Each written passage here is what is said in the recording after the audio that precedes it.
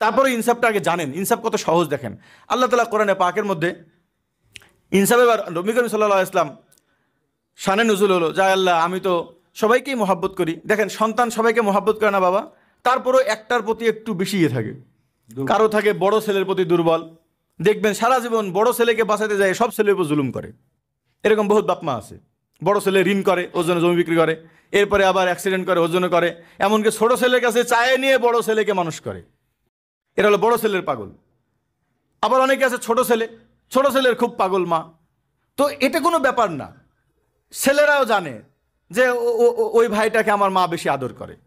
ভাই একজনের প্রতি একটু মহব্বতের টান বেশি থাকা। আবার কিছু ছেলেরা আছে যারা হলো বাপের কাছে ধরে থাকে না, মোবাইল একটা নিয়ে ঘরের মধ্যে থাকে, আর একটা পোলা থাকে সারাদিন বাপের ঘুরঘুর করে, বাপে আসলে বাপের সাথে বসে থাকে, ঠিক আছে, বাপের কাছে যায়, বাপের সাথে ঘুরে ঘুরে বেড়ায়।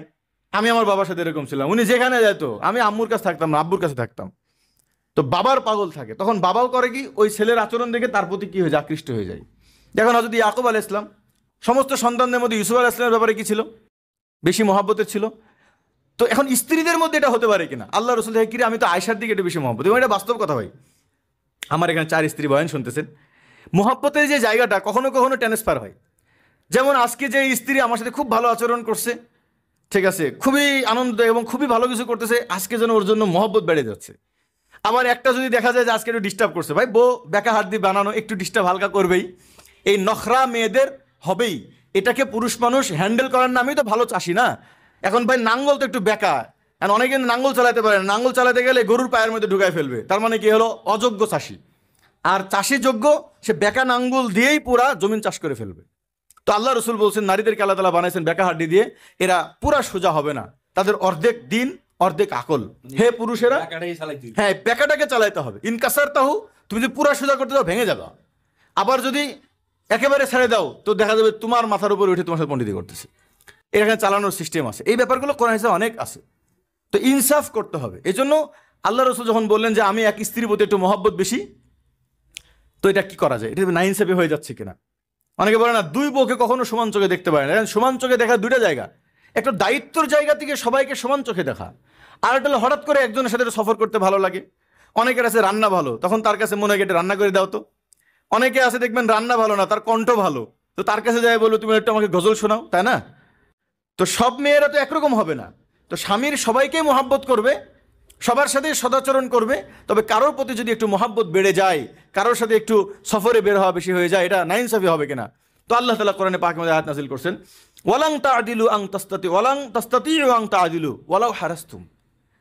আল্লাহ তাআলা বলছেন যে তুমি মেয়েদের স্ত্রীদের মাঝে চাইলেও তুমি 100% মহাব্বতের মধ্যে সমান সমান করতে পারবে না, কারণ একটু কম বেশি এরকম হবেই। এটা কোনো দর্শনীয় বিষয় না। এই বড় বড় আজকে মন খারাপ হচ্ছে, কালকে বউ সুন্দর পিঠা রান্না করে দিবেন, ওর প্রতি মহব্বত গলে যাচ্ছে। যে স্ত্রীর পেটে সন্তান চলে আসছে দেখবেন তার প্রতি আলাদা মহব্বত কাজ করতেছে, কেন? তার পেটে এখন আমার সন্তান আছে। এগুলো কোনো দোষের বিষয় না, বুঝতে পারছেন? তো এখন ইনসাফটা কিভাবে হবে একে সংক্ষেপে বলে দিই। তো এই ইনসাফটা অনেক সহজ। আল্লাহ তাআলা বলছেন যে ফালা তামিলু কুল্লাল মাইল ফাতাদারুহা কাল মুআল্লাকা, এমন করো না যে এক স্ত্রীর দিকে বেশি ঝুঁকে গেলা। দুইটা তোমার স্ত্রী, কিন্তু একটাকে তোমার বড় স্ত্রী মর্যাদা দিলা, সামাজিক মর্যাদা দিলা, পারিবারিক মর্যাদা দিলা। যেখানে যাও তো বড় স্ত্রীকে নিয়ে যাও, কিছু বাজার করে নিয়ে আসো তো বড় স্ত্রীর ঘরে নিয়ে আসো, তোমার খানকায় কেউ হাদিয়া পাঠাইছে তো বড় স্ত্রীর ঘরে নিয়ে যাচ্ছ, তোমাকে কেউ টাকা দিয়েছে সর্বপ্রথম বড় স্ত্রীর কাছে অথবা ছোট স্ত্রীর কাছে। অনেকে আছে দ্বিতীয় স্ত্রী নিয়ে পড়ে আছে, বড় স্ত্রীকে ফেলে দিয়েছে। তো দেখা যায় যে এই যে ব্যাপারগুলো আছে এটা কিন্তু অনেক সহজ, কিন্তু আমাদের উপস্থাপনা কঠিন হয়। আশরাফ আলী থানভী রহমতুল্লাহ আলাইহির ব্যাপারে, ভাই উনি তরমুজের অর্ধেক কেটে দিছে। ভাই এই এক তরমুজের অর্ধেক কাটা দিয়ে পুরো আদালতের বাহাস ঠিক হয়ে যাবে না? ভাই আমার কথা হলো, ভাই তরমুজ যদি অর্ধেক করে কেটে দেন তাহলে ইলিশ মাছ কীভাবে করবেন? অর্ধেক করতে গেলে হয় মাথায় একদিকে, ল্যাঞ্জা আর একদিকে। আর যদি বলেন এদিক দিয়ে করবে তো কাটা এদিক বেশি যাবে, এদিক কম যাবে। এরপরে আবার দেখেন অনেক সময় মনে হয় যে কি বলে প্রত্যেক স্ত্রীকে ভাই সমান সমান সব কিছু সমান সমান দিতে হবে, নাহলে ইনসাফ হবে না। তো এক স্ত্রী ভাই অসুস্থ হয়ে গেছে, উনি ডাক্তারখানায় গিয়েছে অসুস্থ, ওনার পিছনে 7,000 টাকা খরচ হয়েছে। এবং আর এক স্ত্রী যদি বলে ওনার পিছনে তুমি 7,000 টাকা খরচ করলা, তো তুমি তো আমার উপর ইনসাফ করলা না, তো ওনাকে এখন কী করতে হবে? ওইটাকেও পিটাইতে হবে, এমন পিটাইতে হবে যেন 7 দিন পুরা কাটাই কাটা হাসপাতালে থাকতে পারে। দিয়ে হাসপাতালে নিয়ে যায় ডাক্তারকে বলতে হবে দেখেন ভাই আগেরটার পিছনে 7,000 টাকা খরচ হয়েছে, যেই যে ইঞ্জেকশন আগের বউকে দিয়েছেন এই বউকে ওই ইঞ্জেকশন দিবেন, এবং 7 দিনই যেন বেডে থাকে। সমতা, এটা একটা বুকামি না ভাই? এই সমতা না। এ আমি কেন বললাম? আমরা যে বলি সব জিনিসের সমান সমান, না, শরীয়তে কি বলেছেন আপনাদেরকে বলি, ইনসাফ করতে হবে। ইনসাফের ব্যাখ্যা কি? 3 জিনিসের সমান সমান করতে হবে। এবং আমি আমার ব্যক্তি জীবনের ঘটনা আমি আপনাদেরকে শোনাবো, তাহলে আপনাদের বুঝতে আরো সহজ হবে। 3 জিনিসের সমান সমান করতে হবে। কয় জিনিসে? 3 জিনিসে। 1 নম্বর হলো রাত যাপন, শরীরটাকে শুধু নিয়ে যায় ওর বিছানা পাশে ফেলে রাখবেন, তাহলে আপনার সমান সমান করলাম। সহজ না ভাই? আপনি স্ত্রীর কাছে এক রাতে থাকবেন, আর এক স্ত্রীর কাছে এক রাতে থাকবেন, সহবাস করাও কোনো জরুরি না। সহবাসের ক্ষেত্রে সমান সমান জরুরি না। আপনার কোনো স্ত্রী মেন্স 7 দিন অসুস্থ, আরেক স্ত্রী পবিত্র, তো এই 7 দিন তো অলরেডি এর কাছে বেশি থাকবেন না। রাত যাপনটা সমান সমান করতে হবে। রাত যাপন সমান সমান করতে হবে এটাও অর্থ না যে আজকে একদিন পর পর যাইতে হবে। আপনি কোনো স্ত্রীর কাছে ধরেন অসুস্থ 3 দিন ছিল, তো অন্য স্ত্রীদেরকে আপনি বলবেন দেখুন সে তো অসুস্থ, তো 3 দিন তো আমি তার কাছে আছি। অন্য স্ত্রীরা যদি বলে সমস্যা নাই, অসুস্থ ছিলেন তো কী হয়েছে, তাহলে তার ইনসাফের কোনো সমস্যাই নাই। অন্য স্ত্রীরা যদি বলে না আমাদের কাছে 3 দিন করে থাকবেন, তো সমস্যা কি? আরও বাকি জায়গায় 3 দিন 3 দিন করে থাকবেন। অনেক সময় মনে করে এরকম কোনো মেয়েরা মেনে নেবে? তো ভাই যার স্বামীরা বিদেশে থাকে 5 বছর আসে না, যার চিল্লায় চলে যায় 40 দিনের জন্য, অনেকে আছে মাদ্রাসা চাকরির জন্য 1 মাস পর পর একবার বাড়িতে আসে, অনেকে আছে সরকারি চাকরির জন্য 3 মাস পর পর আসে, আর্মিরা তো 3 মাস পর পর 2 মাস পর পর ছুটি পায়, তাদের স্ত্রীরা 3 মাস স্বামী ছাড়া থাকে কেমনে? এটা কোনো বিষয় না। সাংসারিক জীবন মানে এটা না যে প্রত্যেক দিন রাত্রিতে স্ত্রীর কাছে থাকা লাগবে, এটা কোনো জরুরি না, এটা কোনো হক। আপনারা যে 5টা হক পড়েছেন এর মধ্যে এটা কোনো হক যে স্বামী প্রত্যেক দিন স্ত্রীর কাছে রাত্রিতে থাকতে হবে? কিন্তু আদালত মানে কোনো এক স্ত্রীর কাছে যদি তুমি রাত্রে থাকো, তাহলে আর এক স্ত্রীর কাছে কি করতে হবে? রাত্রে থাকতে হবে ওই পরিমাণ। এখন এই জায়গাটা আরও সহজের জন্য আপনাদেরকে বলি, ব্যাপারটা হলে এটাও আপনি সমান সমান করতে পারবেন না। যেমন ধরেন কখনো কখনো সব স্ত্রী, আমার যেরকম প্রথমে ছিল একই বাসায় 4 জন, তো একটু আমার অসুবিধা হতেছিল, মেহমান রাষ্ট্রে থাকার জায়গা হচ্ছিল না, আল্লাহ তাআলা একটু সচ্ছলতা দিয়ে দিয়েছেন, আমি আরেকটা বাসা নিয়েছি। এখন ওই বাসায় থাকে 2 জন, এই বাসায় থাকে 2 জন, বুঝতে পারছেন? এখন সমান সমানে যদি এখন 4 জন আছে, এখন সবার কিন্তু এরকম একসাথে রাখা সামর্থ্য হয় না। কেউ আছে 2 স্ত্রী, এক স্ত্রীকে রাখছে যেখানে উনি চাকরি করেন, ব্যবসা করেন ওই জায়গায়। এক ডাক্তার ভাই আসতেন, উনি বলেন হুজুর আমি 3 দিন থাকি ময়মনসিংহ, 3 দিন থাকি ঢাকায়। তো উনি এখন স্ত্রী কি করবে? 3 দিন একটা স্ত্রীকে এখানে রাখবে, একটা স্ত্রীকে ময়মনসিংহ রাখবে। অনেক ভাইয়েরা আছেন যাদের বাড়িতে রাখার প্রয়োজন হয়, তো একজন স্ত্রীকে ঢাকায় রাখবেন যেন তার গুনাহ না হয়, আরেকজন স্ত্রীকে তাকে বাড়িতে থাকতে হবে, ওখানে জমি আছে, বাড়ি আছে, গরু ছাগল আছে, তাকে থাকতেই হবে। তো এই জায়গায় তো ভাই রাত সমান সমান হবে না। তো এখানকার সিস্টেমটা কি ভাই? রাত সমান সমান তখন জরুরি যখন সকলেই স্বামীর কাছে থাকে। কিন্তু কোনো নারী যদি স্বামীর কাছ থেকে দূরে চলে যায়, বাপের বাড়িতে বেড়াতে যায়, বোনের বাড়িতে বেড়াতে যায়, অথবা কোনো কারণে দূরত্ব তৈরি হয় এবং সেটা যদি উভয়ের সম্মতিত হয়, তখন আর রাত সমান সমান করাও আর জরুরি থাকে না। কোনো স্ত্রী যদি বলে যে অসুবিধা না, আপনি মাসে 3 দিন আসলেই হবে, আর কোনো সমস্যা নেই। কিন্তু যদি সমস্ত স্ত্রীরা বলে যে আমার কাছে সমান সমান থাকতে হবে, তাহলে শর্ত হলো স্বামীর কাছে থাকতে হবে। যখন স্বামী সবাইকে রাখবে, এখন অনেকে বলে হুজুর আমি দূরে রাখতে চাই, আমার বউ কাছে থাকতে চাই। তো ভাই কোনো স্ত্রী যদি আপনার কাছে থাকতে চায়, তাকে আপনি দূরে রাখেন না, কারণ স্ত্রীরা কাছে থাকবেই তো, এই জন্য তো আসছে। যদি আপনার সামর্থ্য না থাকে, আপনি কেন বিয়ে করবেন তাকে? তো রাত যাপন সমান সমান, সমান সমানটা বুঝছেন?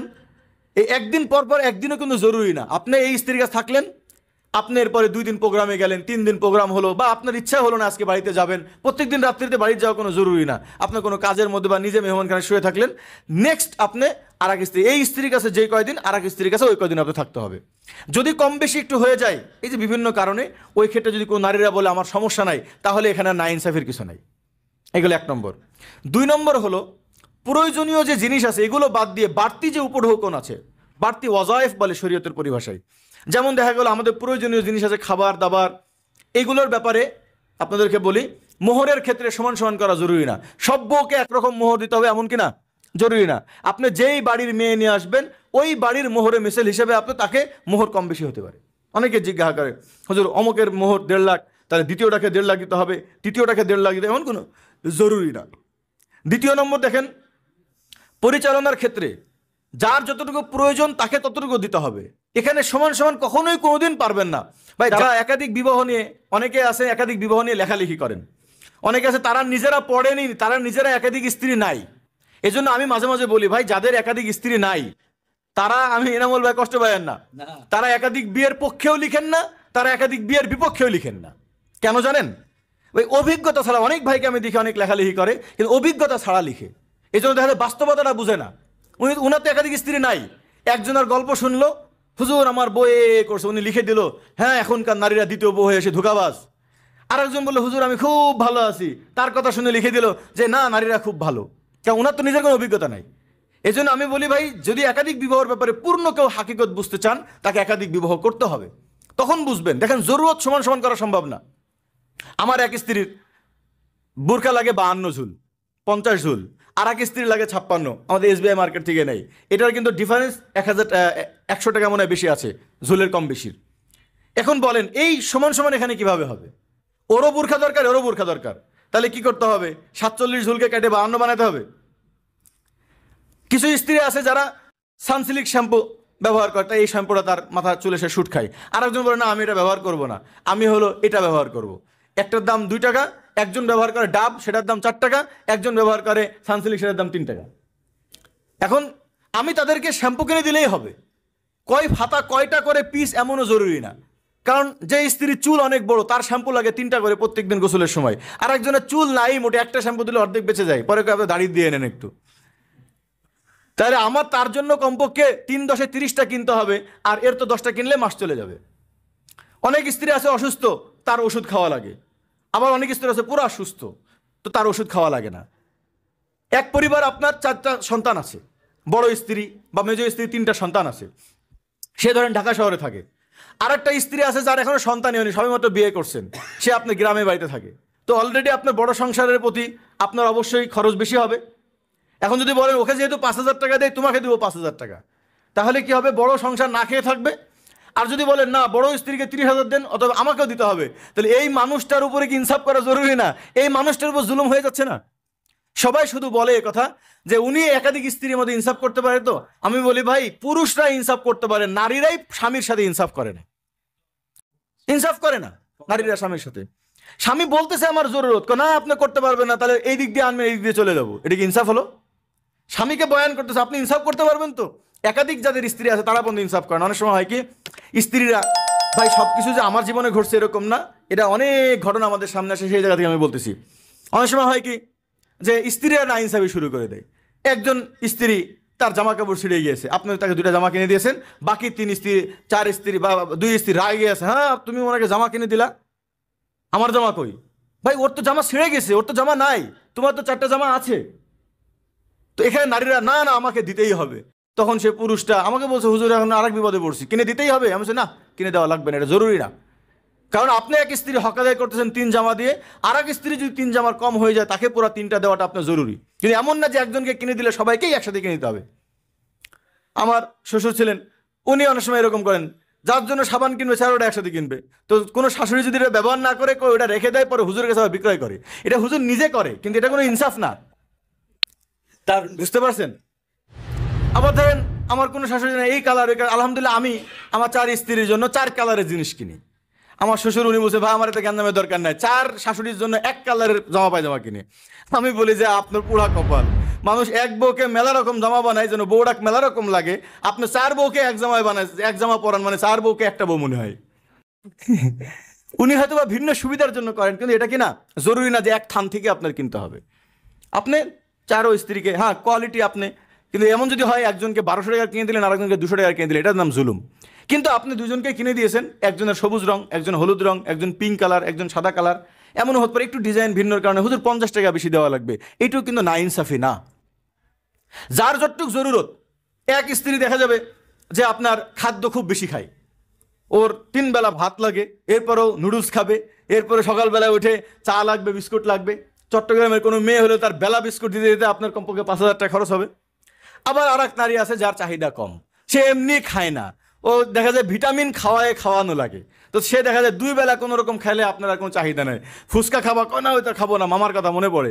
যদি হালিম খাবা কয় এটা দিলে পেট জ্বলে, আমি বাইরের কিছুই খাবো না, আমি বাসায় থাকবো। তো তার পিছনে দেখবেন আপনার মাসে 5,000 টাকা খরচ হয়ে যাচ্ছে। তো এখানে ব্যাপারটা হলো যার যতটুকু প্রয়োজন, যেই সন্তানের লজিকে আপনি স্ত্রী চালাবেন। আপনি বলেন তো 4টা যদি সন্তান থাকে, সব সন্তানের প্রতি কি সমান খরচ হয়? যে বড় হয়ে গেছে তাকে মাদ্রাসায় দেওয়া লাগে 5,000, যে ছোট তাকে দেওয়া লাগে 2,000, যেটা মায়ের কোলে আছে ওর শুধু দুধের টাকা দিলেই হয়ে যায়। এটা কোনো নাইনসাফি না। যার যতটুকু প্রয়োজনের ক্ষেত্রে সবাইকে দিবে, তবে এমন যেন না হয়ে যায় যে একজনকে দেয় আর একজনকে ফেলে রাখছে, তুই নিজে ইনকাম করে খা। কোনো বাবাও যদি এরকম সন্তানের নামে এমন করে, এক সন্তানকে টাকা পয়সা দেয়, নাবালেগ আর কি, বালেগ কাউকে না দিলে বাবার কোনো সমস্যা নাই, নাবালেগ বাচ্চার একটাকে দেয় আর একটাকে দেয় না, ফেলে রাখে।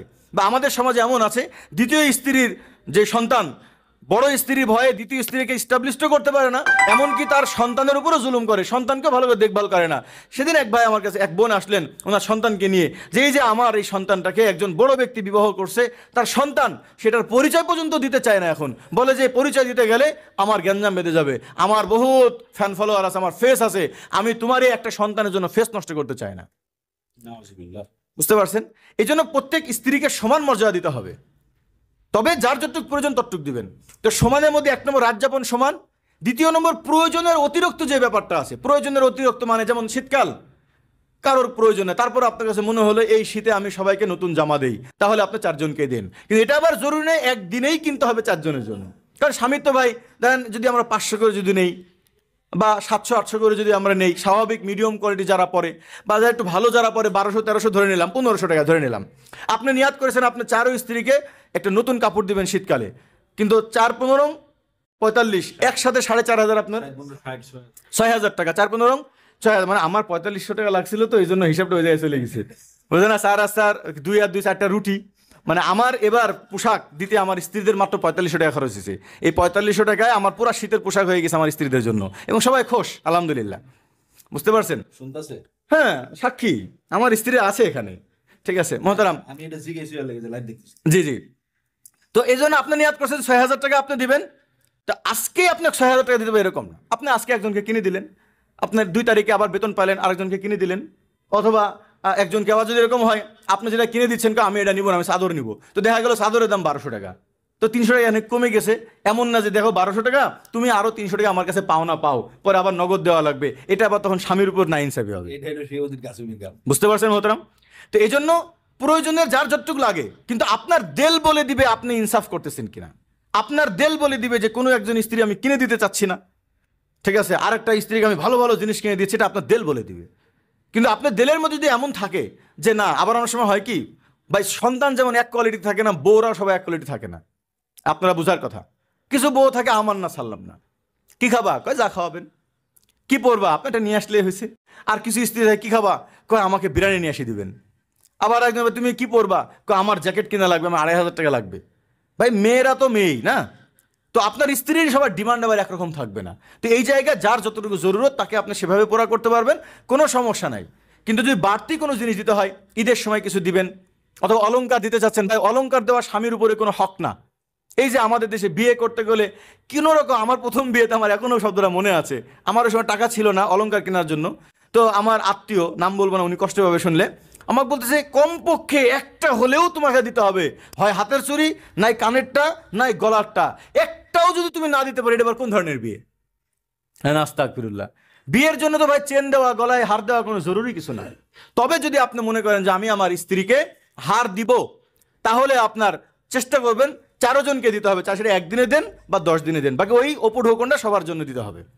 শুধুমাত্র প্রয়োজনের ক্ষেত্রে সমান লাগবে না, বাকি উপঢৌকনগুলো সমান সমান দিতে হবে। বুঝাতে পারছি ভাই? আরও যদি কোনো প্রশ্ন থাকে আপনারা করবেন ইনশাল্লাহ, এরপর আমাদের আমিন ভাই আসবেন ইনশাল্লাহ, আমরা কিছু প্রশ্নের উত্তর করব। তো বাড়তি তাদের 2 নম্বর হলো, 1 নম্বর হলো রাত্রি যাপনের সমান সমান করতে হবে যদি সম্ভব হয়। যদি স্ত্রী কাছে থাকে, স্ত্রী যদি রাগ করে বাপের বাড়িতে না চলে যায় বা ভিন্ন কোনো কারণে যদি না চলে যায়, তাহলে স্ত্রীদের কাছে সমান সমান রাত থাকতে হবে। একদিন পর পর একদিন যাওয়া এটা কোনো জরুরি না। আবার এমন না যে একদিনের দিন আরেকজনের কাছে যাওয়া যাবে না, এটা আমি আপনাদেরকে পরিষ্কার করে বলি, এটা যাদের একটাই স্ত্রী আছে তারা বুঝবে না। হাদিসের মধ্যে আছে রাসূল সাল্লাল্লাহু আলাইহি ওয়াসাল্লাম ইয়াতুফু আলা নিসাইহিন্না বিগসলিন ওয়াহিদিন, নবী করিম সাল্লাল্লাহু আলাইহি ওয়াসাল্লাম এক রাত্রিতে সকল স্ত্রীদের সাথে সহবাস করেছেন, এটা হাদিসে আসছে। হযরত সুলাইমান আলাইহিস সালামের ব্যাপারে হাদিসে আসছে যে উনি এক রাত্রিতে 100 জন স্ত্রীর সাথে কি করেছেন, এক রাতে আছে 1000 জন, ওটা মুজিজার ব্যাপার, 100 জন স্ত্রীর সাথে সহবাস করেছেন মুজাহিদ হওয়ার জন্য।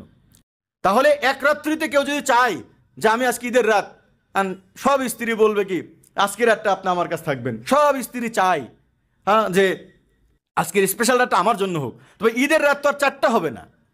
তো আমি সবাইকে বলি যে ভাই ঈদের দিনটা ভাগ করে নেন, সকালে বলেন যে সকালে এক জায়গায় খাবো, দুপুরে এক জায়গায় খাবো, বিকালে এক জায়গায় নাস্তা করবো, রাতে এক জায়গায় খাবো, যেখানে যেখানে খাবেন সেখানে সেখানে থাকবেন, তাহলে 4 জনের সাথে ঈদের দিন সেলিব্রেট হয়ে গেল আপনার। যদি আপনার মনে হয় অসুবিধা নেই, ইয়াতুফু আলা নিসাইহিন্না বিগসলিন ওয়াহিদিন, আপনিও চাইলে ঈদের রাত্রে 4 স্ত্রীর কাছে থাকতে পারবেন। তবে এটা একত্রিত এগুলো করে জানোয়াররা, তারা গ্রুপ সেক্স জানোয়াররা করে। মুসলমান এক স্ত্রীর সামনে আর এক স্ত্রীর সাথে সহবাস করা জায়েজ নাই, কিন্তু জানতে পারে কোনো সমস্যা নাই, আমার অমুক জায়গায় আছে কোনো সমস্যা নাই, কিন্তু এক রাত্রিতে আপনি চাইলে সকল স্ত্রীর কাছে থাকতে পারবেন, কোনো সমস্যা নেই, এখানে না ইনসাফি না। তবে রাত যাপনটা কি হতে হবে, সমান সমান যদি কাছে থাকে, যদি দূরে থাকে তাহলে তখনও জরুরি না। আর 3 নম্বর হলো মিরাসের ক্ষেত্রে, সেটা অবশ্য আপনার দায়িত্ব না, এই দায়িত্ব হলো আপনার দায়িত্ব ওসিয়ত করে যাওয়া। আপনি ওসিয়ত করে যাবেন, আমি মারা গেলে আমার 3টা স্ত্রী 4টা স্ত্রী, সমস্ত স্ত্রীগুলোকে তোমরা সমানভাবে আমার মিরাজ বন্টন করবা। তাহলে ইনসাফের, ভাই সংক্ষেপ কথা আসি, ইনসাফের জন্য 3 জিনিসে কি করতে হবে, সমান সমান। 1 নম্বর রাজ্যাপনে, 2য় নম্বর বলেন না বাড়তি কোনো উপঢৌকন দিলে, 3য় নম্বর মিরাসের ক্ষেত্রে। আর বাকি যেগুলো আছে এই বাকিগুলোর ক্ষেত্রে যার যার জরুরত অনুযায়ী যাবে, কোয়ালিটি মেনটেন করবে। ফালা তাদারুকাহা কাল মুআল্লাকা, একজনকে একেবারেই ফেলে দিবে না। যদি ভাই এভাবে মেনটেন করতে পারে, এরপরেও যদি কিছু কম বেশি হয়ে যায় তো আমি বলবো যে আল্লাহ তাআলা মাফ করে দিবেন। ভাই যে জেনা বন্ধ করার থেকে এক একজনের একটু 19-20 যদি একটু ইনসাফ কমও হয়, তারপরও সে যদি কেউ জেনা থেকে বেঁচে যায়, আল্লাহ তাআলা তাকে এটার ওসিলায় মাফ করে দেবেন ইনশাআল্লাহ।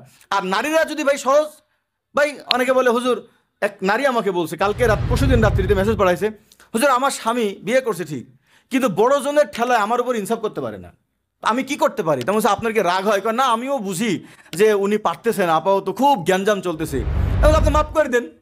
আমার মাসনা যিনি, সে এখানে উপস্থিত আছে সাক্ষী, সে আমাকে বলছে কিয়ামত পর্যন্ত আমি যতদিন বেঁচে আছি আপনার কাছে আমার কোনো হক নাই। আপনি একজন আলেম মানুষ, আপনার যেখানে ভালো লাগে সেখানে যান, যে স্ত্রীর কাছে ভালো লাগে সেখানে যান, কারণ আমার বিশ্বাস যে আপনি আমার উপর না ইনসাফি করবেন না। এরপরেও যদি একটু কম বেশি হয়ে যায় কোনো ক্ষেত্রে, আমার কারণে কাল কিয়ামতের ময়দানে আল্লাহ তাআলা আপনাকে ধরবে না, আপনার উপর আমার কোনো হক নাই। আমি বললাম যে আপনি আপনার স্বামীকে হালকা করে দেন, সালাম সালাম, ঠিক আছে, আপনি হালকা করে দেন।